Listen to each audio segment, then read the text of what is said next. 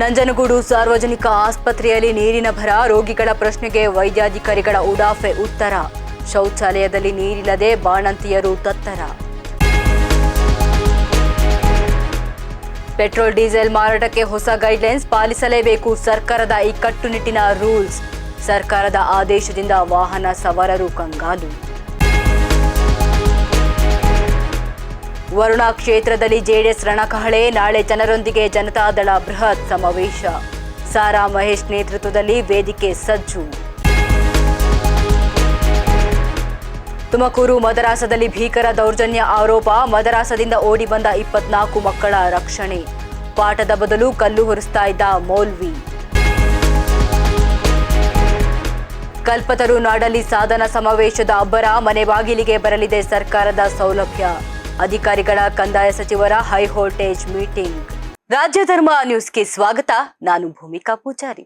ತುಮಕೂರು ಜಿಲ್ಲೆಯಲ್ಲಿ ಮದರಾಸ ಒಂದರ ಅಮಾನವೀಯ ಕೃತ್ಯವೊಂದು ಬಯಲಾಗಿದ್ದು, ಮಕ್ಕಳ ಮೇಲೆ ನಡೀತಾ ಇದ್ದ ಭೀಕರ ದೌರ್ಜನ್ಯದ ಕತೆ ಕೇಳಿ ಇಡೀ ಜಿಲ್ಲೆಯೇ ಬೆಚ್ಚಿ ಬಿದ್ದಿದೆ. ಆಮ್ಲಾಪುರದ ಜಾಮಿಯಾ ಅರೇಬಿಯಾ ಅಸಿನಿಯಾ ಟ್ರಸ್ಟ್ನಲ್ಲಿ ಮಕ್ಕಳನ್ನ ಕೂಲಿ ಕಾರ್ಮಿಕರಂತೆ ಬಳಸಿಕೊಳ್ತಾ ಇದ್ದ ಆರೋಪ ಕೇಳಿ ಬಂದಿದ್ದು, ಇಲ್ಲಿಂದ ತಪ್ಪಿಸಿಕೊಂಡು ಓಡು ಹೋಗಿದ್ದ ಬಿಹಾರ ಮೂಲದ 24 ಅಪ್ರಾಪ್ತ ಮಕ್ಕಳನ್ನ ಬೆಂಗಳೂರು ರೈಲ್ವೆ ನಿಲ್ದಾಣದಲ್ಲಿ ರೈಲ್ವೆ ರಕ್ಷಣಾ ದಳದವರು ರಕ್ಷಣೆ ಮಾಡಿದ್ದು, ರಕ್ಷಣೆಯಾದ ಮಕ್ಕಳು ತಮಗೆ ನೀಡ್ತಾ ಇದ್ದ ಚಿತ್ರಹಿಂಸೆಯ ಬಗ್ಗೆ ಎಳೆ ಎಳೆಯಾಗಿ ಮಾಹಿತಿನ ಬಿಚ್ಚಿಟ್ಟಿದ್ದಾರೆ.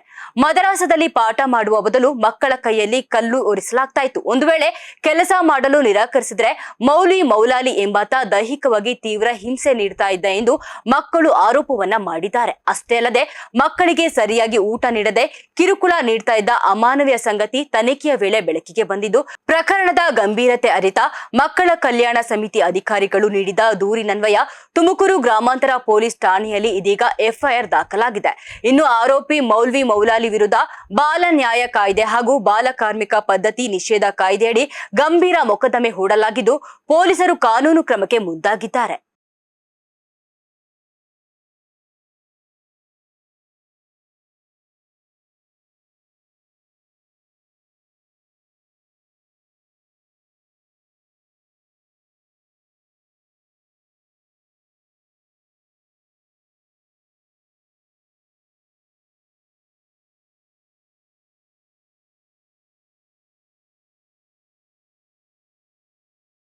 ನಂಜನಗೂಡಿನ ತಾಯಿ ಮತ್ತು ಮಕ್ಕಳ ಆಸ್ಪತ್ರೆಯಲ್ಲಿ ನೀರಿನ ಬರ ಎದುರಾಗಿದ್ದು, ರೋಗಿಗಳು ಹಾಗೂ ಬಾಣಂತಿಯರು ನರಕ ಯಾತನೆ ಅನುಭವಿಸ್ತಾ ಇದ್ದಾರೆ.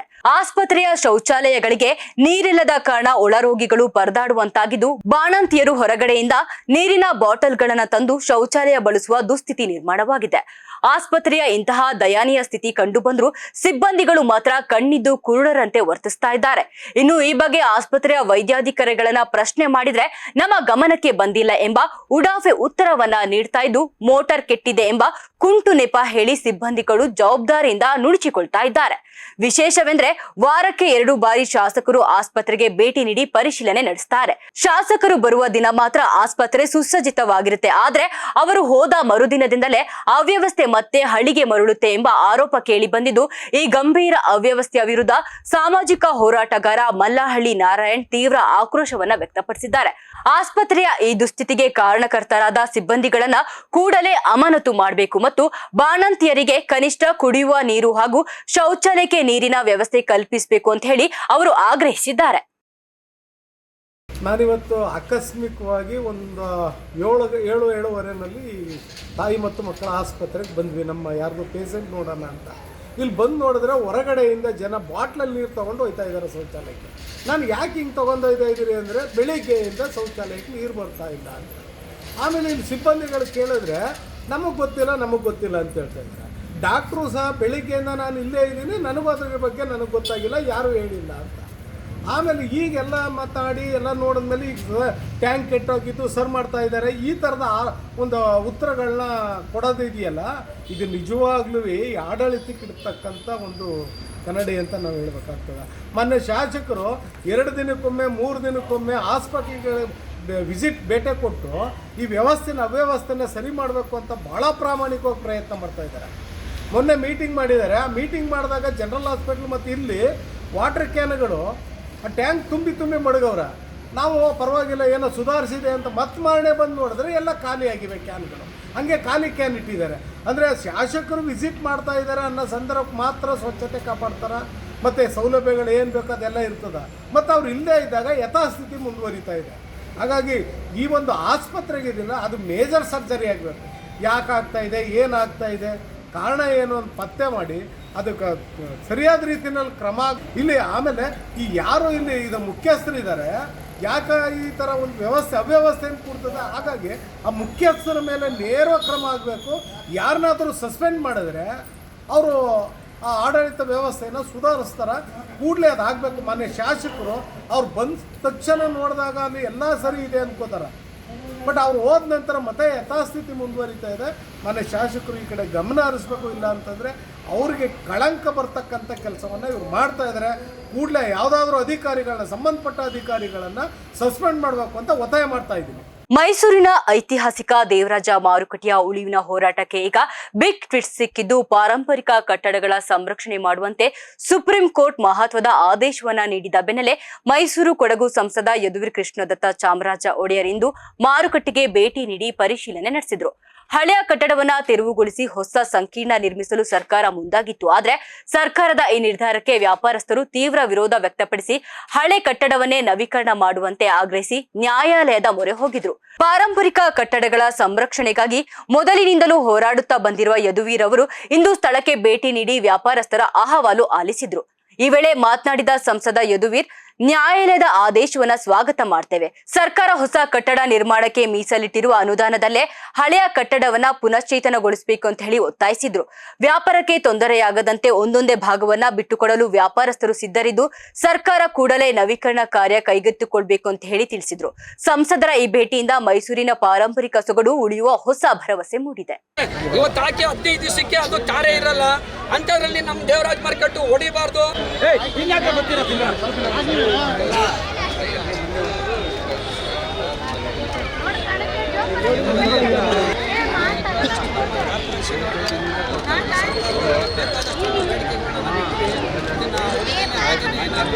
ಸಂರಕ್ಷಣೆ ಮಾಡಿ ಅಂತ ಹೇಳಿ ಪತ್ರವನ್ನು ಕೊಟ್ಟು ಇದಕ್ಕೆ ಯಾವುದಕ್ಕೂ ನಾವು ಸರ್ಕಾರದ ಮತ್ತು ನಮ್ಮ ಕಾರ್ಪೊರೇಷನ್ ಯಾವುದಕ್ಕೂ ಸ್ಪಂದಿಸಲಿಲ್ಲ.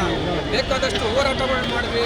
ಆದರೂ ಮತ್ತೆ ಒಂದಿನ ಮೇಲೆ ಒಂದು ಬೇರೆ ಬೇರೆ ರೀತಿಯಲ್ಲಿ ಅವರು ನೋಟಿಸ್ ಪ್ರಸಿದ್ಧ ಮಾರ್ಕೆಟ್ ಆದಂಥ ದೇವರಾಜ ಮಾರ್ಕೆಟ್ಗೆ ಇಲ್ಲಿ ಸ್ಥಳೀಯ ಒಂದು ವ್ಯಾಪಾರಸ್ಥರ ಒಂದು ಆಹ್ವಾನ ಮೇರೆಗೆ ಬಂದಿರತಕ್ಕಂಥದ್ದು. ತಮ್ಮೆಲ್ಲರಿಗೂ ತಿಳಿದಿರೋ ಹಾಗೆ 2-3 ದಿನ ಹಿಂದೆ ನಮ್ಮ ಉಚ್ಚ ನ್ಯಾಯಾಲಯದಿಂದ ಒಂದು ಒಳ್ಳೆಯ ತೀರ್ಪನ್ನು ಬಂದಿರತಕ್ಕಂಥದ್ದು. ಅಂದರೆ ಇದು ಕೆಡವಿ ಪುನರ್ನಿರ್ಮಾಣ ಮಾಡಬಾರ್ದು, ಈ ಕಟ್ಟಡದ ಒಂದು ರೆಸ್ಟೋರೇಷನ್ ಮಾಡಬೇಕು, ರೆನೋವೇಷನ್ ಮಾಡಬೇಕು ಅಂತ ತೀರ್ಪು ಬಂದಿರತಕ್ಕಂಥದ್ದು. ನಾವೆಲ್ಲರೂ ಸ್ವಾಗತ ಮಾಡ್ತೀವಿ. ಇದು ಭಾಳಷ್ಟು ಅಂದರೆ ಸುಮಾರು ನಾನು ಅರಮನೆಗೆ ಬರೋಕ್ಕೆ ಮುಂಚೆಯಿಂದನೂ ಈ ಒಂದು ಹೋರಾಟ ಸ್ಥಳೀಯರು ಎಲ್ಲರೂ ನಡ್ಸ್ಕೊಂಡು ಬಂದಿರತಕ್ಕಂಥದ್ದು, ಎಲ್ಲರಿಗೂ ತಿಳಿದಿರ್ತಕ್ಕಂಥ ಸಂಗತಿ. ನಮಗೂ ಕೂಡ ಅದರಲ್ಲಿ ಕೈ ಜೋಡಿಸುವಂಥದ್ದು ಅವಕಾಶ ಕೊಟ್ಟಿದ್ದರು. ಜೊತೆಗೆ ಅಂದರೆ ಇವತ್ತು ಸಂಪೂರ್ಣವಾಗಿ ಅವರ ಒಂದು ಪರಿಶ್ರಮದಿಂದ ದಿನನಿತ್ಯ ಹೋರಾಟ ಮಾಡುವಂಥದ್ದು ಮೂಲಕ ಈ ತೀರ್ಪನ್ನು ಬಂದಿರತಕ್ಕಂಥದ್ದು. ಸರ್ಕಾರನೂ ಕೂಡ ಸೂಕ್ತವಾದಂಥ ರೀತಿ, ಸಕಾರಾತ್ಮಕವಾದಂಥ ರೀತಿಯಲ್ಲಿ ಇದಕ್ಕೆ ಪ್ರತಿಕ್ರಿಯೆ ಕೊಡಬೇಕು ಅಂತ ನಮ್ಮ ಆಗ್ರಹ. ಯಾಕಂದರೆ ಇವತ್ತು ಅವರು ಕೋರ್ಟ್ ಫೀಸು, ಜನರ ತೆರಿಗೆ ಬಳಸಿ ತಿರ್ಗಾ ಇದನ್ನ ಮುಂದುವರಿದು ಮತ್ತೊಮ್ಮೆ ಇಂಥ ಒಂದು ಆರ್ಡರ್ ತೊಗೊಂಡು ಅವ್ರಿಗೆ ಒಂದು ರೀತಿ ಅದು ಹಿನ್ನಡೆ ಆಗಬಾರ್ದು. ನಮಗೂ ಕೂಡ ಅವ್ರಿಗೂ ಅನುಕೂಲ ಆಗಬೇಕು, ನಮಗೂ ಅನುಕೂಲ ಆಗಬೇಕು ಅಂತ ದೃಷ್ಟಿಯಲ್ಲಿ ಇವತ್ತು ಮುಂದುವರಿಯೋಣ. ಇವತ್ತು ಆರ್ಡರ್ ಬಂದಿದೆ, ಅದರ ಮೇರೆಗೆ ಇವತ್ತು ಅದನ್ನು ಪುನರುಜ್ಜೀವನಗೊಳಿಸುವಂಥದ್ದು ಕೆಲಸ ಸರ್ಕಾರ ಮಾಡಲಿ ಅಂತ ನಾವು ಆಗ್ರಹಿಸ್ತೀವಿ. DC ಏನು ನಿಲುವು ತೊಗೊಂಡಿದ್ದಾರೆ, ಬರೀ ಅಪ್ಪೀಲು ನಾವು ಮುಂದುವರಿತೀವಿ ಅಂತ, ದಯವಿಟ್ಟು ಅದನ್ನ ಮಾಡಬೇಡಿ ಅಂತ ನಾವು ಆಗ್ರಹಿಸ್ತೀವಿ.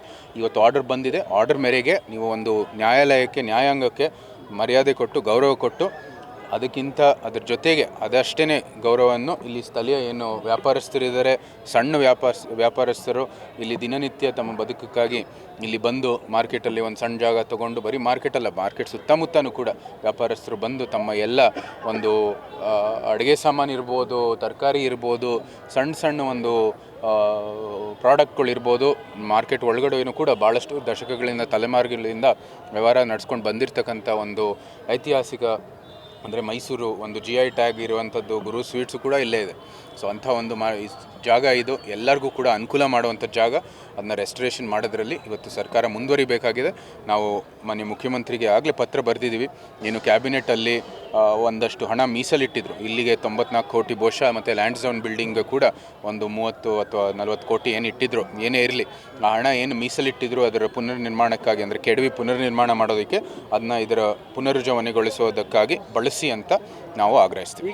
ತುಮಕೂರಿನಲ್ಲಿ ಸರ್ಕಾರದ 3ನೇ ವರ್ಷದ ಸಾಧನಾ ಸಮಾವೇಶದ ಸಿದ್ಧತೆಗಳು ಚುರುಕುಗೊಂಡಿದ್ದು, ಇಂದು ಕಂದಾಯ ಸಚಿವ ಕೃಷ್ಣ ಬೈರೇಗೌಡ ಅವರ ನೇತೃತ್ವದಲ್ಲಿ ಮಹತ್ವದ ಪ್ರಗತಿ ಪರಿಶೀಲನಾ ಸಭೆ ನಡೆಯಿತು. ನಗರದ ಜಿಲ್ಲಾಧಿಕಾರಿಗಳ ಕಚೇರಿಯ ಸಭಾಂಗಣದಲ್ಲಿ ನಡೆದ ಈ ಸಭೆಯಲ್ಲಿ ಸುಮಾರು 32 ಇಲಾಖೆಗಳ ಜಿಲ್ಲಾ ಮಟ್ಟದ ಅಧಿಕಾರಿಗಳೊಂದಿಗೆ ಸಚಿವರು ಸುದೀರ್ಘ ಚರ್ಚೆ ನಡೆಸಿದರು. ಇದೇ ತಿಂಗಳ 20ರಂದು ತುಮಕೂರು ನಗರದ ಜೂನಿಯರ್ ಕಾಲೇಜು ಮೈದಾನದಲ್ಲಿ ಸರ್ಕಾರದ ಸಾಧನಾ ಸಮಾವೇಶ ಅದ್ದೂರಿಯಾಗಿ ನಡೆಯಲಿದ್ದು, ಈ ಹಿನ್ನೆಲೆ ಕಂದಾಯ ಗ್ರಾಮಗಳ ಘೋಷಣೆ, ಅರ್ಹ ಫಲಾನುಭವಿಗಳಿಗೆ ಹಕ್ಕುಪತ್ರ ವಿತರಣೆ ಹಾಗೂ ಪೌತಿ ಆಂದೋಲನದ ಅಡಿಯಲ್ಲಿ ಖಾತೆದಾರರಿಗೆ ದಾಖಲೆಗಳನ್ನ ನೀಡುವ ಪ್ರಕ್ರಿಯೆಗಳ ಬಗ್ಗೆ ಸಚಿವರು ಅಧಿಕಾರಿಗಳಿಂದ ಮಾಹಿತಿಯನ್ನ ಪಡೆದರು. ಅಲ್ಲದೆ ಪಿಂಚಣಿ ಸೌಲಭ್ಯ ಸೇರಿದಂತೆ ಸರ್ಕಾರದ ವಿವಿಧ ಜನಕಲ್ಯಾಣ ಯೋಜನೆಗಳು ಜನರಿಗೆ ತಲುಪುತ್ತಿರುವ ಕುರಿತು ಪರಿಶೀಲನೆ ನಡೆಸಿ ಸಮಾವೇಶವನ್ನ ಯಶಸ್ವಿಗೊಳಿಸಲು ಅಧಿಕಾರಿಗಳು ಸಮನ್ವಯತೆಯಿಂದ ಕೆಲಸ ಮಾಡಬೇಕು ಅಂತ ಹೇಳಿ ಸಚಿವರು ಸೂಚನೆಯನ್ನ ನೀಡಿದರು. ಸಭೆಯಲ್ಲಿ ಜಿಲ್ಲಾಧಿಕಾರಿಗಳು, ಜಿಲ್ಲಾ ಪೊಲೀಸ್ ವರಿಷ್ಠಾಧಿಕಾರಿಗಳು, ಎಸಿ ಹಾಗೂ ತಹಶೀಲ್ದಾರ್ ಸೇರಿದಂತೆ ಜಿಲ್ಲೆಯ ಪ್ರಮುಖ ಅಧಿಕಾರಿಗಳು ಭಾಗವಹಿಸಿದರು.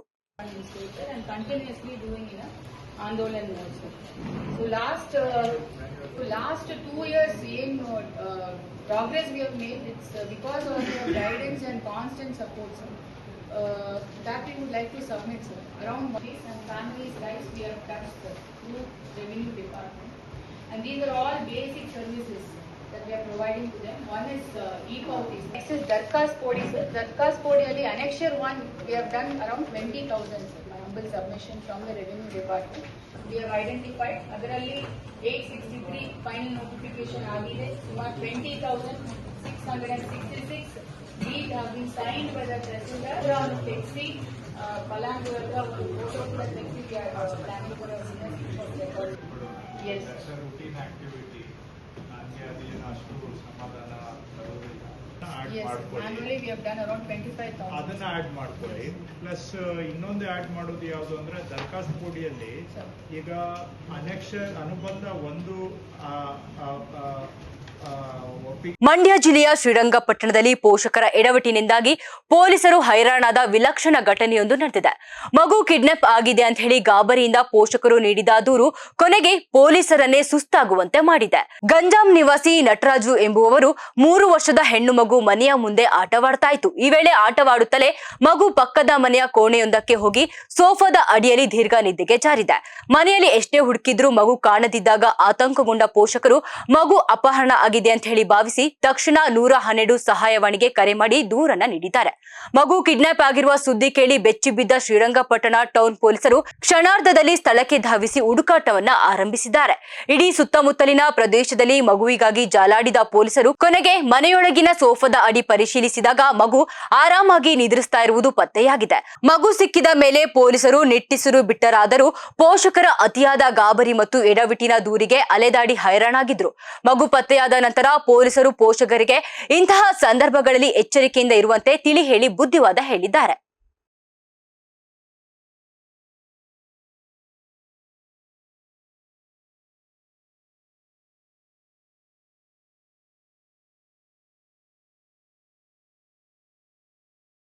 ಪ್ರಧಾನಿ ನರೇಂದ್ರ ಮೋದಿ ಅವರು ಇಂಧನ ಉಳಿತಾಯಕ್ಕಾಗಿ ಕರೆ ನೀಡಿದ ಬೆನ್ನಲ್ಲೇ ರಾಜ್ಯಾದ್ಯಂತ ಇಂಧನ ವಿತರಣೆಯಲ್ಲಿ ಕಟ್ಟುನಿಟ್ಟಿನ ನಿಯಮ ಜಾರಿಗೆ ಬಂದಿದೆ. ಇಂಧನ ಇಲಾಖೆ ಹೊರಡಿಸಿರುವಂತಹ ಹೊಸ ಮಾರ್ಗಸೂಚಿಯ ಪ್ರಕಾರ ರಾಜ್ಯದ ಪೆಟ್ರೋಲ್ ಬಂಕ್ಗಳಲ್ಲಿ ಇನ್ಮುಂದೆ ವಾಹನಗಳಿಗೆ ಇಚ್ಛೆಯಂತೆ ತೈಲ ತುಂಬಿಸುವಂತಿಲ್ಲ. ಬದಲಾಗಿ ವಾಹನಗಳ ಮಾದರಿಗೆ ಅನುಗುಣವಾಗಿ ಇಂತಿಷ್ಟೇ ಪ್ರಮಾಣದ ಪೆಟ್ರೋಲ್ ಅಥವಾ ಡೀಸೆಲ್ ಹಾಕಬೇಕು ಅಂತ ಹೇಳಿ ಸರ್ಕಾರ ಪ್ರಮಾಣ ನಿಗದಿಪಡಿಸಿದೆ. ಪೆಟ್ರೋಲಿಯಂ ನಿಯಮಗಳನ್ನ ಕಟ್ಟುನಿಟ್ಟಾಗಿ ಪಾಲಿಸುವಂತೆ ಬಂಕ್ ಮಾಲೀಕರಿಗೆ ಸೂಚನೆ ನೀಡಲಾಗಿದ್ದು, ಸೂಚಿತ ಪ್ರಮಾಣಕ್ಕಿಂತ ಹೆಚ್ಚು ಇಂಧನ ನೀಡದಂತೆ ಕಟ್ಟಪ್ಪಣೆ ಮಾಡಲಾಗಿದೆ. ದೇಶದಲ್ಲಿ ಇಂಧನ ಬೆಲೆ ಏರಿಕೆಯ ಭೀತಿ ಎದುರಾಗಿರುವಾಗಲೇ ರಾಜ್ಯ ಸರ್ಕಾರ ಇಂತಹ ನಿರ್ಬಂಧ ಹೇರಿರುವುದು ಸಾರ್ವಜನಿಕರಲ್ಲಿ ಭಾರಿ ಆತಂಕ ಮೂಡಿಸಿದ್ದು, ಇದು ಪರೋಕ್ಷವಾಗಿ ತೈಲ ಅಭಾವದ ಮುನ್ಸೂಚನೆ ಅಥವಾ ಬೆಲೆ ಏರಿಕೆಯ ಮುನ್ಸೂಚನೆ ಎಂಬ ಚರ್ಚೆಗಳು ಶುರುವಾಗಿದೆ. ಒಟ್ಟಿನಲ್ಲಿ ಇಂಧನ ಬಳಕೆದಾರರಿಗೆ ಹೊಸ ಮಾರ್ಗಸೂಚಿ ದೊಡ್ಡ ತಲೆನೋವಾಗಿ ಪರಿಣಮಿಸಿದ್ದು, ವಾಹನ ಸವಾರರು ಬಂಕ್ಗಳ ಮುಂದೆ ಅನಿವಾರ್ಯವಾಗಿ ನಿಯಮ ಪಾಲಿಸಬೇಕಾದ ಪರಿಸ್ಥಿತಿ ನಿರ್ಮಾಣವಾಗಿದೆ. ಗ್ರಾಹಕರೇನು ಕಮ್ಮಿ ಆಗಿಲ್ಲ ಸರ್, ಬರೋದೇನು ಬರುತ್ತೆ ಬರ್ತಾ ಇದ್ದಾರೆ. ಏನು ಆ ಥರ ಗ್ರಾಹಕ ಕಮ್ಮಿ ಆಗಿಲ್ಲ. ಬಾಟಲ್ಗೆಲ್ಲ ಪೆಟ್ರೋಲ್ ಹಾಕ್ಬೇಡಿ ಅಂತ ಹೇಳಿದ್ದಾರೆ, ಬಾಟಲ್ಗೆಲ್ಲ ಹಾಕ್ತಾಯಿಲ್ಲ ಪೆಟ್ರೋಲ್. ನಾವು ಒಬ್ರಿಗೂ ಒಂದು ಚೂರು ಕೊಡ್ತಾಯಿಲ್ಲ ಬಾಟಲ್ಗೆ. ವೆಹಿಕಲ್ ಏನು ಬರುತ್ತೆ ಅದಕ್ಕೆ ಅಟೆಂಡ್ ಮಾಡ್ತಾಯಿದ್ದೀವಿ ಅಷ್ಟೇ. ಅಂದರೆ ಅವ್ರ ಹೇಳಿಕೆಯಿಂದ ಪೆಟ್ರೋಲ್ ರೇಟ್ ಏನಾದರೂ ಹೆಚ್ಚು ಕಡಿಮೆ ಆಗಿದೆ ಸರ್? ಅಂದರೆ ಜಾಸ್ತಿ ಆಗೋದು ಅಥವಾ ಕಡಿಮೆ ಆಗೋದು ಆ ಥರ ಏನಾದರೂ ಆಗಿದೆ ಅಥವಾ ಏನಿತ್ತು? ಇಲ್ಲಿ ತನಕ ಏನು ಆಗಿಲ್ಲ ಮೇಡಮ್, ಇನ್ನು ಮುಂದೆ ಏನಾಗುತ್ತೋ ಗೊತ್ತಿಲ್ಲ. ಈಗೇನು ರೇಟ್ ಇದೆ 102 ರೂಪಾಯಿ 45 ಪೈಸೆ ಅಷ್ಟೇ ಇದೆ ಪೆಟ್ರೋಲು. ಮಾಮೂಲಿ ಏನೈತೆ ಕಣಕರು ಬರ್ತಾಯಿದ್ದಾರೆ. ಕಮ್ಮಿ ಅಂತೂ ಆಗಿಲ್ಲ, ಜಾಸ್ತಿನೇ ಹಾಕ್ಸ್ಕೊತಾರೆ ಹೊರತು ಕಮ್ಮಿ ಅಂತೂ ಹಾಕ್ಸ್ಕೊತಾಯಿಲ್ಲ ಯಾರು.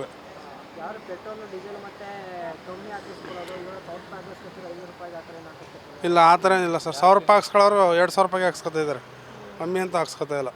ಮಂಡ್ಯದ ಮಾಜಿ ವಿಧಾನ ಪರಿಷತ್ ಸದಸ್ಯರಾದ ಕೆಟಿ ಶ್ರೀಕಂಠೇಗೌಡ ಅವರು ಇಂದು ತಮ್ಮ 72ನೇ ವರ್ಷದ ಹುಟ್ಟುಹಬ್ಬವನ್ನ ಸಮಾಜಮುಖಿ ಕಾರ್ಯಕ್ರಮಗಳ ಮೂಲಕ ಅತ್ಯಂತ ಅರ್ಥಪೂರ್ಣವಾಗಿ ಆಚರಿಸಿಕೊಂಡರು.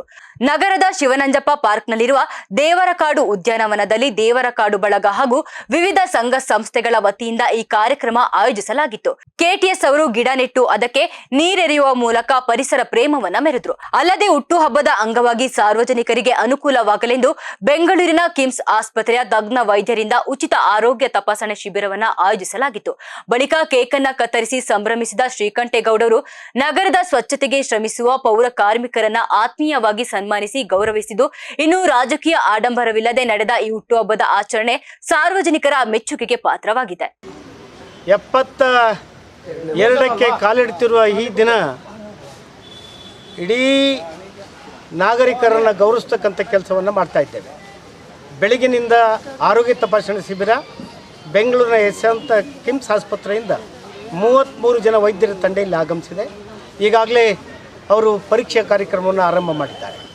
ಅದರ ಜೊತೆಗೆ ಸುಮಾರು 18 ಜನ ಪೌರ ಕಾರ್ಮಿಕರಿಗೆ ನಾಗರಿಕ ಸನ್ಮಾನವನ್ನು ಇವತ್ತು ಮಾಡ್ತಾ ಇದ್ದೇವೆ. ಅವರಿಗೆ ಉಡುಗೆ ತೊಡುಗೆಗಳನ್ನು ಕೊಟ್ಟು ಅದರ ಜೊತೆಗೆ ಸಂಜೆ ಇವತ್ತು ಸುಮಾರು 20 ಕಲಾವಿದರಿಂದ ಹಾಡುಗಾರಿಕೆ ಕಾರ್ಯಕ್ರಮ ಇದೆ. ಬೆಳಿಗ್ಗೆ ತಿಂಡಿ ಕಾರ್ಯಕ್ರಮ, ಮಧ್ಯಾಹ್ನ ಊಟ ಮತ್ತು ಸಂಜೆ ತಿಂಡಿ, ಇಷ್ಟು ಇಡೀ ದಿನ ಈ ದೇವರ ಕಾಡಿನಲ್ಲಿ ಎಲ್ಲ ಕಾರ್ಯಕ್ರಮದ ಜೊತೆಗೆ ಈ ದೇವರ ಕಾಡಿನ ಉಸಿರೇ ಗಿಡಮರಗಳು. ಇವತ್ತು ಮತ್ತೆ 9 ಹೊಸ ಗಿಡಗಳು ವಿನೂತನ ಗುಜರಾತಿಂದ ತರಿಸಿರ್ತಕ್ಕಂಥ ಗಿಡಗಳನ್ನು ನೆಡುವಂಥ ಕಾರ್ಯಕ್ರಮವನ್ನು ಈಗಾಗಲೇ ನೆರವೇರಿಸಿದ್ದೇವೆ. ಹಾಗಾಗಿ ಇಡೀ ದಿನ ಇವತ್ತು ಅತ್ಯಂತ ಅರ್ಥಪೂರ್ಣವಾಗಿ ಈ ಕಾರ್ಯಕ್ರಮ ಆಚರಿಸಬೇಕು ಅನ್ನೋಂಥ ದಿಶೆಯಲ್ಲಿ ನಮ್ಮ ದೇವರ ಕಾಡು ಬಳಗ, ಕರ್ನಾಟಕ ಸಂಘ, ಚಿತ್ರಕೂಟ ಮತ್ತು ಡೇವಿಡ್ ಸುಗಮ ಸಂಗೀತ ಅಕಾಡೆಮಿ 10,000 ಸಂಸ್ಥೆಗಳು ಸೇರಿಕೊಂಡು ನಂಜಮ್ಮ ಮೋಚಗೌಡ ಚಾರಿಟಬಲ್ ಟ್ರಸ್ಟ್ ಸೇರಿದಾಗೆ ಈ ಕಾರ್ಯಕ್ರಮನ ಆಯೋಜನೆ ಮಾಡಿದ್ದಾರೆ. ಅವರೆಲ್ಲರಿಗೂ ನಾನು ಅನಂತ ಧನ್ಯವಾದಗಳು ಸಮರ್ಪಣೆ ಮಾಡ್ತೇನೆ. ನಮಸ್ಕಾರ. ಸಿಎಂ ಸಿದ್ದರಾಮಯ್ಯ ತವರು ಕ್ಷೇತ್ರವಾದ ವರುಣಾದಲ್ಲಿ ಜೆಡಿಎಸ್ ಪಕ್ಷವು ಬೃಹತ್ ಸಂಘಟನೆಗೆ ಮುಂದಾಗಿದ್ದು, ನಾಳೆ ಜನರೊಂದಿಗೆ ಜನತಾದಳ ಸಮಾವೇಶದ ಮೂಲಕ ರಣಕಹಳೆ ಮೊಳಗಿಸಲಿದೆ. ಮೈಸೂರು ಬನ್ನೂರು ರಸ್ತೆಯ ಮೆಲ್ಲಹಳ್ಳಿ ಬಳಿ ಇರುವ ಶಾಂತಲಾ ಕುಮಾರ್ ಕನ್ವೆನ್ಷನ್ ಹಾಲ್ ಹಿಂಭಾಗದಲ್ಲಿ ಬೃಹತ್ ವೇದಿಕೆ ಸಿದ್ಧವಾಗ್ತಾ ಇದ್ದು, ಸಮಾವೇಶದ ಪೂರ್ವ ಸಿದ್ಧತೆಗಳನ್ನ ಜೆಡಿಎಸ್ ಕಾರ್ಯಾಧ್ಯಕ್ಷ ಹಾಗೂ ಮಾಜಿ ಸಚಿವ ಸಾರಾ ಮಹೇಶ್ ಇಂದು ಖುದ್ದಾಗಿ ಪರಿಶೀಲಿಸಿದ್ದಾರೆ. ಸಮಾವೇಶಕ್ಕೆ ಸುಮಾರು 10,000ಕ್ಕೂ ಹೆಚ್ಚು ಕಾರ್ಯಕರ್ತರು ಭಾಗವಹಿಸುವ ನಿರೀಕ್ಷೆ ಇದ್ದು, ಅವರನ್ನ ಕರೆತರಲು 100ಕ್ಕೂ ಹೆಚ್ಚು ಬಸ್ಗಳ ವ್ಯವಸ್ಥೆ ಮಾಡಲಾಗಿದೆ. ಕಾರ್ಯಕ್ರಮದಲ್ಲಿ ಯಾವುದೇ ಲೋಪದೋಷಗಳು ಉಂಟಾಗದಂತೆ ಸಾರಾ ಮಹೇಶ್ ಅವರು ಕಾರ್ಯಕರ್ತರು ಮತ್ತು ಮುಖಂಡರಿಗೆ ಅಗತ್ಯ ಸೂಚನೆಗಳನ್ನು ನೀಡಿದ್ದು, ಸಮಾವೇಶದಲ್ಲಿ ಯುವ ನಾಯಕ ನಿಖಿಲ್ ಕುಮಾರಸ್ವಾಮಿ ಸೇರಿದಂತೆ ರಾಜ್ಯ ಮಟ್ಟದ ಹಲವು ಪ್ರಮುಖ ನಾಯಕರು ಪಾಲ್ಗೊಳ್ಳಲಿದ್ದಾರೆ. ಪರಿಶೀಲನಾ ಸಭೆಯಲ್ಲಿ ಸ್ಥಳೀಯ ಜೆಡಿಎಸ್ ಮುಖಂಡ ಹಾಗೂ ಅಭಿಷೇಕ್ ಎಂಎಲ್ಸಿ ಮಂಜೇಗೌಡ, ಜಿಲ್ಲಾಧ್ಯಕ್ಷ ಅಶ್ವಿನ್ ಕುಮಾರ್, ಪ್ರಕಾಶ್ ಚಿಕ್ಕಪಾಳ್ಯ ಸೇರಿದಂತೆ ಹಲವು ಪ್ರಮುಖರು ಭಾಗವಹಿಸಿದ್ರು. ಮುಖ್ಯಮಂತ್ರಿಗಳ ಕ್ಷೇತ್ರದಲ್ಲಿ ನಡೆಯುತ್ತಿರುವ ಈ ಬೃಹತ್ ಸಮಾವೇಶವು ರಾಜಕೀಯ ವಲಯದಲ್ಲಿ ತೀವ್ರ ಕುತೂಹಲ ಮೂಡಿಸಿದ್ದು, ಸರ್, ಈಗ ನಮ್ಮ ರಾಜ್ಯ ಯುವ ನಾಯಕರಾದಂಥ ನಿಖಿಲ್ ರವರ ನೇತೃತ್ವದಲ್ಲಿ ಈ ಭಾಗದಲ್ಲಿ ನಮ್ಮ ಅಧ್ಯಕ್ಷರು ಅಶ್ವಿನ್ ರವರು, ನಗರಾಧ್ಯಕ್ಷರು SP ಮಂಜು ಅವರು, ಹಾಗೆ ಶಾಸಕರಾದಂಥ ಹರೀಶ್ ಗೌಡರು, ವಿಧಾನ ಪರಿಷತ್ ಸದಸ್ಯರಾದಂಥ ಮಂಜೇಗೌಡರು, ಹಾಗೆ ಇಲ್ಲಿ ಅಭ್ಯರ್ಥಿಯಾಗಿ ಪರಾಭವಗೊಂಡಂಥ ಅಭಿಷೇಕ್ ರವರು, ಆಮೇಲೆ ಬಾಲೂರವರು, ಇಲ್ಲಿ ನಮ್ಮ ಸಿದ್ದೇಗೌಡರು, ಹೀಗೆ ಈ ಭಾಗದ ಅನೇಕ ಮುಖಂಡರುಗಳ ಸಹಕಾರ, ಕಾರ್ಯಕರ್ತರ ಸಹಕಾರದೊಂದಿಗೆ ಈ ಒಂದು ನಾಳೆ ನಡೀತಕ್ಕಂಥ ಸಭೆ ಭಾಳ ಮಹತ್ವವಾದಂಥ ಸಭೆ. ಅದಾದ ನಂತರ 17ನೇ ತಾರೀಕು ಚಾಮುಂಡೇಶ್ವರಿಯಲ್ಲಿ ನಡೆಯುತ್ತೆ. ಚಾಮುಂಡೇಶ್ವರಿ ಸಭೆಗೆ ಕುಮಾರಣ್ಣವರು ಕೂಡ ಬರ್ತಾರೆ. ನಾಳೆ ನಿಖಿಲ್ ಕುಮಾರಸ್ವಾಮಿಯವರ ಸಭೆಗೆ ಸಾವಿರಾರು ಜನ ಕಾರ್ಯಕರ್ತರು, ಮುಖಂಡರುಗಳು, ತಾಯಂದರು ಬರ್ತಾರೆ. ಎಲ್ಲ ಹಿರಿಯ ಮುಖಂಡರುಗಳು ಒಟ್ಟಾರೆ ಸೇರಿ ಕಾರ್ಯಕ್ರಮನ ಯಶಸ್ವಿಯನ್ನು ಮಾಡಬೇಕು. ಈ ಭಾಗದಲ್ಲಿ ಇದು ಮುಖ್ಯಮಂತ್ರಿಗಳ ಕ್ಷೇತ್ರ, ಆದರೆ 13ರಿಂದ 18ರವರೆಗೆ ಒಳ್ಳೆಯ ಅಧಿಕಾರವನ್ನು ಕೊಟ್ಟಿದ್ದು ನಾವು ಶಾಸಕರಾಗಿದ್ದು. ಈಗ ಇವತ್ತಿನ ಭ್ರಷ್ಟಾಚಾರ ಮುಖ್ಯಮಂತ್ರಿಗಳ ಜಿಲ್ಲೆ ಇರ್ಬೋದು, ಆದರೆ ನಿಮ್ಮನ್ನೇ ನೋಡಿದ್ದೀರಿ, ಆ ಬೋರಿಂಗ್ ಹಾಸ್ಪಿಟ್ಲು 7 ಜನ ತೀರೋದ್ರು, ಅದಕ್ಕೊಂದು ಕಮಿಟಿ ಮಾಡಿದ್ದಾರೆ. ಆದರೆ ಇದೇ ಸಿದ್ದರಾಮಯ್ಯನವರು ವಿರೋಧ ಪಕ್ಷದ ನಾಯಕರಾಗಿದ್ದರು. ಚಾಮರಾಜನಗರದಲ್ಲಿ 32 ಜನ ಸತ್ತರಲ್ಲ, ಅವರು ಕೆಲಸ ಕೊಟ್ಟಿದ್ದಾರೆ ಕುಟುಂಬಕ್ಕೆ, ಅದನ್ನು ಸ್ವಾಗತ ಮಾಡ್ತೀವಿ, ಅಭಿನಂದಿಸ್ತೀವಿ. ಆದರೆ ಆ ಕಮಿಟಿ ಮಾಡಿದ್ರಲ್ಲ, ಏನಾಯಿತು? ಯಾರ ಮೇಲೆ ಕ್ರಮ ಆಯಿತು? ಆ 32 ಜನ ಸತ್ತವ್ರ ಕಥೆ ಏನು? ಅದರಿಂದ ಜನರು ಬೇಸತ್ತಿದ್ದಾರೆ, 2 ವರ್ಷ ಚುನಾವಣೆಯನ್ನು ಕಾಯ್ತಾ ಇದ್ದಾರೆ. ಸಂಘಟನೆ ಮಾಡುವಂಥ ಜವಾಬ್ದಾರಿಯನ್ನು ನಮ್ಮ ನಾಯಕರಂಥ ಕುಮಾರಣ್ಣರವರು ಕಾರ್ಯಕರ್ತರುಗಳಿಗೆ ನಮ್ಮಗಳಿಗೆಲ್ಲ ಕೊಟ್ಟಿದ್ದಾರೆ. ನಾಳೆ ಒಳ್ಳೆಯ ಸಭೆ ಆಗುತ್ತೆ ಅಂಥೇಳಿ ಭಾವನೆಯನ್ನು ಸರಿ. ಚಾಮುಂಡೇಶ್ವರಿ ವರುಣ ಎರಡೂ ಕಡೆ ಸಭೆ ಆಗ್ತಾ ಇದೆ. ನೀವು ಆಡಳಿತ ಪಕ್ಷದ ವೈಫಲ್ಯಗಳನ್ನ ಯಾವ ರೀತಿ ಜನರಿಗೆ ಮುಟ್ಟಿಸ್ತೀವಿ? ಅದನ್ನು ನಾಳೆ ಮಾತಾಡ್ತೀವಿ. ಏನು ಅಂಕಿಅಂಶಗಳು, ಇವ್ರು ಏನು ಅಹಿಂದ ಹೆಸರಿನಲ್ಲಿ ಅಧಿಕಾರಕ್ಕೆ ಬಂದು ತಾವು ನಮ್ಮನ್ನು ಕುಟುಂಬ ರಾಜಕಾರಣ ಅಂತಾರೆ, ಅವರು ಅವ್ರ ಕುಟುಂಬದವರೇ ರಾಜಕಾರಣದಲ್ಲಿ ತಂದೆ ಮಗ ಅವರೇ ರಾಜಕಾರಣ ಮಾಡ್ತಾ ಇರೋದು. ಎಲ್ಲ ಕಡೆ ಹಂಗೆ ಆಗಿರೋದು. ಅವ್ರ ಪಕ್ಷದಲ್ಲೂ ಮೈಸೂರು ಜಿಲ್ಲೆಯಲ್ಲಿ ಎಲ್ಲ ನಡೀತಾ ಇದೆ. ಈಗ ಅವ್ರ ಮಗ MLC, ಅಲ್ಲಿ ಮಹದೇವಪ್ಪನವರು ಮಂತ್ರಿ, ಅವರು MP, ಹೀಗೆ ಈ ಮೈಸೂರು ಜಿಲ್ಲೆಯಲ್ಲಿ ಎಲ್ಲರೂ ಇದೇ ಥರ ಆಗಿದ್ದಾರೆ. ಅದರಿಂದ ನಮ್ಮನ್ನೇನವರು ಮಾತಾಡುವಂಥದ್ದು. ಸರ್, ಚಾಮುಂಡೇಶ್ವರಿ ಸಭೆಯಲ್ಲಿ ಅಲ್ಲಿನ ಶಾಸಕರು ಪಾಲ್ಗೊಳ್ತಾರೆ? ಯಾಕಂದರೆ ಕುಮಾರಣ್ಣವ್ರು ಬರ್ತಾರೆ.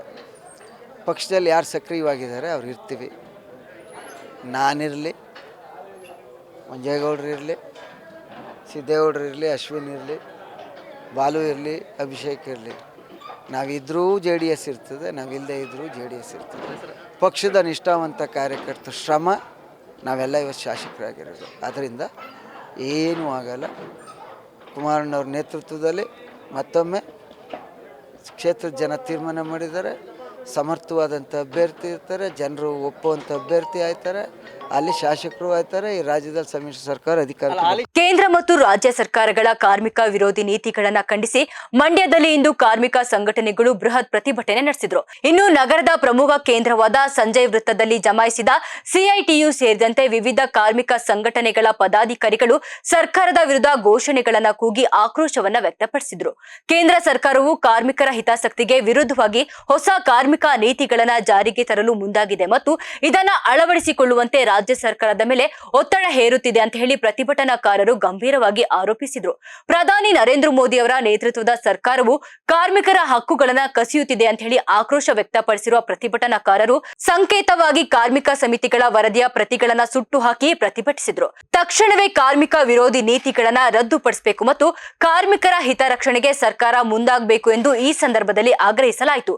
ಇನ್ನು ಪ್ರತಿಭಟನೆಯಲ್ಲಿ ಕಾರ್ಮಿಕ ಮುಖಂಡರಾದ C. ಕುಮಾರಿ ಸೇರಿದಂತೆ ಹಲವಾರು ದೇಶಾದ್ಯಂತ ಈ ದಿನ ಕಾರ್ಮಿಕರ ವಿರುದ್ಧ ಏನು ಅಧಿಸೂಚನೆಯನ್ನು ಪ್ರಕಟ ಮಾಡಿದೆ ಕೇಂದ್ರ ಸರ್ಕಾರ, ಅದರ ವಿರುದ್ಧ ಇವತ್ತು CITU ಸಂಘಟನೆ ಅಧಿಸೂಚನೆಯ ಪ್ರತಿಗಳನ್ನು ಸುಡುವ ಮೂಲಕ ಕಾರ್ಮಿಕ ಸಮಿತಿ ರದ್ದಾಗಬೇಕು, ಕಾರ್ಮಿಕರ ಪರ ಕಾನೂನುಗಳು ಉಳಿಬೇಕು ಅಂತೇಳಿ ಆಗ್ರಹವನ್ನು ನಾವು ಮಾಡ್ತಾ ಇದ್ದೇವೆ. ಮೋದಿ ಸರ್ಕಾರ ಕಳೆದ 2019 ಕರಾಳ ಸಂದರ್ಭದಲ್ಲೂ ಕೂಡ ಅವರು ಪಾರ್ಲಿಮೆಂಟಲ್ಲಿ ಸುಗ್ರೀವಾಜ್ಞೆ ಮೂಲಕ ಜಾರಿಗೆ ತಂದರು. 29 ಕಾನೂನುಗಳನ್ನು, ಕಾರ್ಮಿಕ ಕಾನೂನುಗಳು ತ್ಯಾಗ ಬಲಿದಾನದಿಂದ ಪಡ್ಕೊಂಡು ಬಂದಂಥ ಕಾನೂನನ್ನು ರದ್ದು ಮಾಡಿದ್ರು, 4 ಲೇಬರ್ ಕೋಡ್ ಮಾಡಿದ್ರು. ಆ ಪ್ರಕಾರ ಕನಿಷ್ಠ ವೇತನ ಸಿಗೋದಿಲ್ಲ, ಸಂಘ ಕಟ್ಟುವ ಹಕ್ಕಿರೋದಿಲ್ಲ, ಕೆಲಸಕ್ಕೆ ಭದ್ರತೆ ಇರೋದಿಲ್ಲ, ಯಾವಾಗಂದ್ರೆ ಅವಾಗ ಕೆಲಸದಿಂದ ತೆಗೆಯುವಂಥ ಪ್ರಕ್ರಿಯೆಗಳಿಗೆ ಕಾರ್ಮಿಕರನ್ನ ದೂಡುವ ನವ ಗುಲಾಮಗಿರಿ ಹತ್ತ ಇವತ್ತು ಬಂಡವಾಳಶಾಹಿ ಮಾಲೀಕ ವರ್ಗಕ್ಕೆ ಅನುಕೂಲ ಮಾಡಿಕೊಡುವ ನಿಟ್ಟಿನಲ್ಲಿ ಕಾರ್ಮಿಕ ಕಾನೂನುಗಳಿಗೆ ತಿದ್ದುಪಡಿಯನ್ನು ತಂದು 4 ಲೇಬರ್ ಕೋಡ್ ಮಾಡಿದ್ದಾರೆ. ಅದು ಅತ್ಯಂತ ಅಪಾಯಕಾರಿ. ಹಾಗಾಗಿ CITU ಅತಿ ಉಗ್ರವಾಗಿ ಖಂಡನೆ ಮಾಡುತ್ತೆ, ಖಂಡಿಸುತ್ತೆ. ಈ ಕೂಡಲೇ ಅಧಿಸೂಚನೆ ರದ್ದಾಗಬೇಕು ಮತ್ತು ದೇಶಾದ್ಯಂತ ಎಲ್ಲ ರಾಜ್ಯ ಸರ್ಕಾರಗಳ ಮೇಲೆ ಮೋದಿ ಸರ್ಕಾರ, BJP ಸರ್ಕಾರ ಒತ್ತಡ ಹಾಕ್ತಾ ಇದೆ ಕಾರ್ಮಿಕರ ವಿರುದ್ಧ ಈ ನಿಯಮಾವಳಿಯನ್ನು ಜಾರಿ ಮಾಡಿ ಅಂತ. ಖಂಡಿತ ರಾಜ್ಯ ಸರ್ಕಾರ ಕೇರಳ ಮಾದರಿಯನ್ನು ಅನುಸರಿಸಬೇಕು. ಕೇರಳದಲ್ಲಿ ನಿವೃತ್ತ ನ್ಯಾಯಮೂರ್ತಿಗಳಾದ ಎಲ್ಲಿ ಗೋಪಾಲ್ ಗೌಡರ ಅಧ್ಯಕ್ಷತೆಯಲ್ಲಿ ಕಮಿಟಿಯನ್ನು ಮಾಡಿ ಇವತ್ತು ಕಾರ್ಮಿಕ ಕಾನೂನು ಉಳಿಬೇಕು ಅಂತೇಳಿ ಕೇರಳ ಸರ್ಕಾರ ಕೈಗೆತ್ತಿಕೊಂಡಿದೆ. ಅದೇ ಮಾದರಿಯಲ್ಲಿ ಅದೇ ಮಾದರಿಯಲ್ಲಿ ಸಿದ್ದರಾಮಯ್ಯ ಸರ್ಕಾರ ಕೇಂದ್ರ ಸರ್ಕಾರದ ಲೇಬರ್ ಕೋಡನ್ನು ಜಾರಿ ಮಾಡಬಾರ್ದು. ಇವಿಷ್ಟು ಈವರೆಗಿನ ಪ್ರಮುಖ ಸುದ್ದಿಗಳು. ನೋಡ್ತಾ ಇರಿ ರಾಜ್ಯ ಧರ್ಮ ನ್ಯೂಸ್, ಇದು ಕನ್ನಡಿಗರ ಬೆನ್ನೆಲುಬು.